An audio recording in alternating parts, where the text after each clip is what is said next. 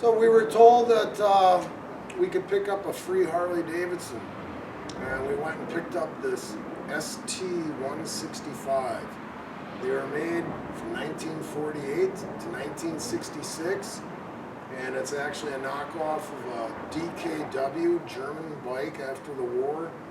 And Harley Davidson wanted to sell motorcycles to younger people, and then as they grew up and they were around the shop bringing them in for repairs and stuff, they'd be seeing bigger bikes, and then hopefully they'd work their way up to a bigger bike. But this 165 is a two-stroke, and you can tell it's been modified. Somebody, took off the front fender, chopped the back fender, put a different seat on it. We're gonna take off some of the stuff. It's got a number plate up front. We'll put the original headlights. This is the original headlight. And take off the back pegs because we're thinking of just putting a little solo seat on it.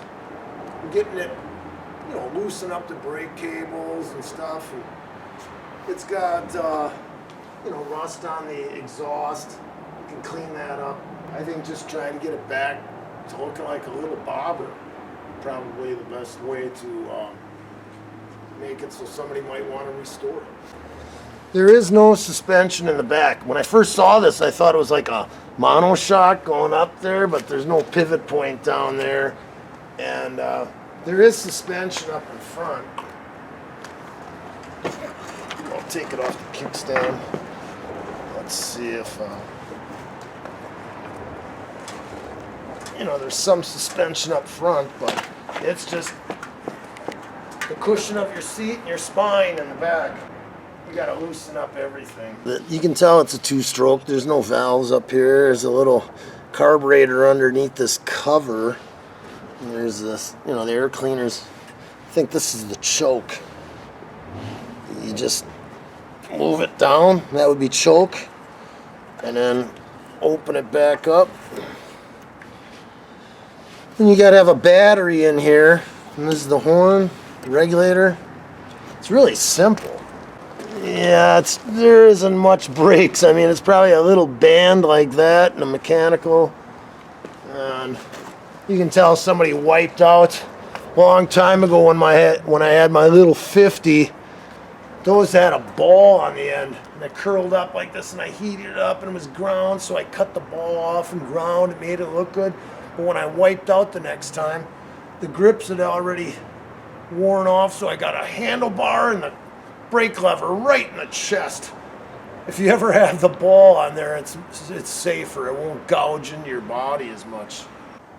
So you see the little Harley Davidson emblem on there. I don't know if the original paint job had Harley Davidson written on the side. Somebody chromed the tank years ago and put that different seat on it. If they would have mounted the seat a little bit further back and had the tip, at the back of the tank, it would have looked a little bit cooler.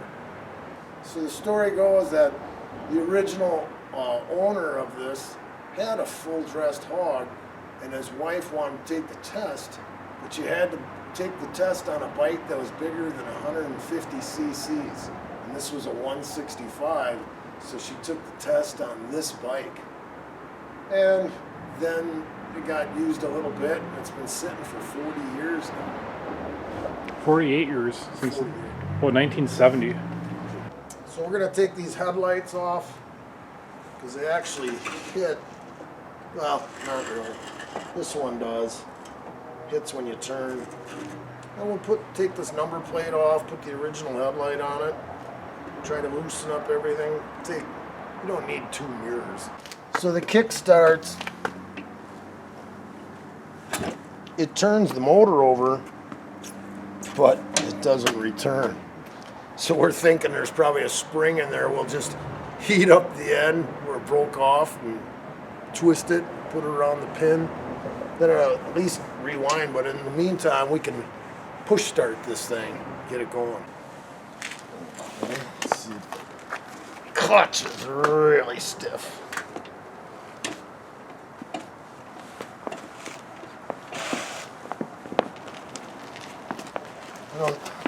The clutch is just slipping. It's not making a connection. I think the clutch is stuck on and it's just slipping. I pulled the clutch in and it's just staying there. So right now that the cable came back, now I can tell it's in gear. And it's turning the motor over. So I think we just gotta lube up the cables.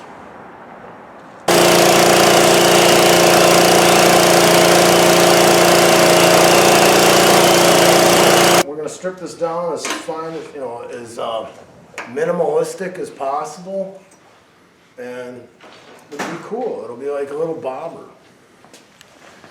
Are you taking these lights off too then? Yeah.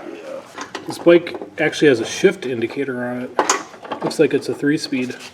The seat mounts with this sheet metal, so we're gonna take this off, get this goofy seat off of here, and then we'll reuse that. We're just gonna put a little solo seat on it. For a kid, this is gonna be a cool bike.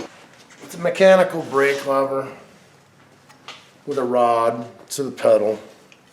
And as this opens up, it just spreads them. There's not much meat left on the brake pads.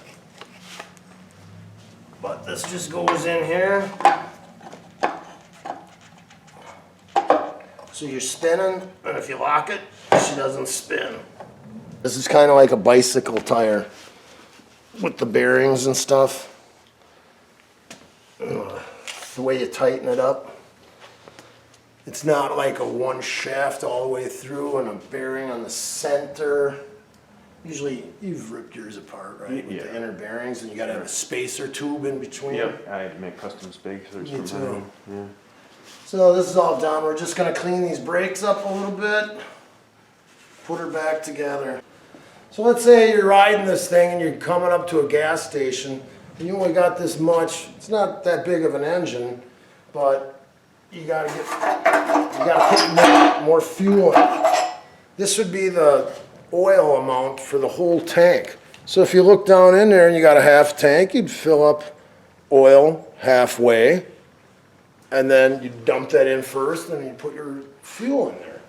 If you were 3/4 of the way down, then you'd fill up 3/4 of oil and dump it in.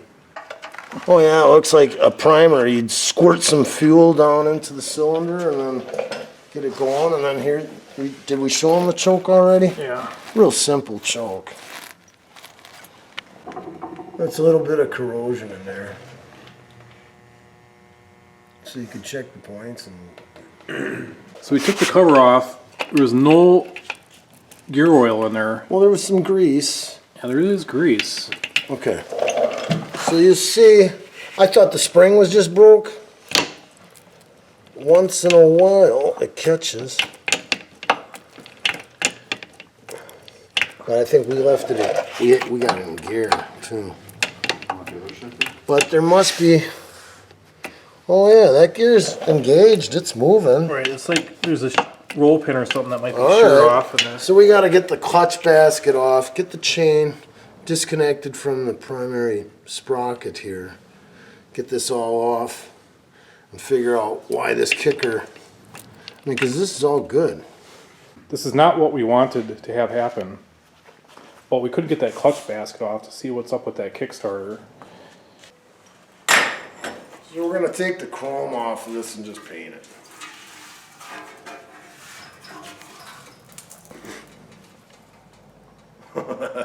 I'm going to just zip it down with a 80 grit and paint it black and orange. This is an object we never saw before, but it looks like you have your regular fuel and then you got your reserve fuel. And then when you turn them this way, it must shut them off. But I'm sure this thing's gonna leak. Don't you? We'll try to get this thing so it doesn't leak.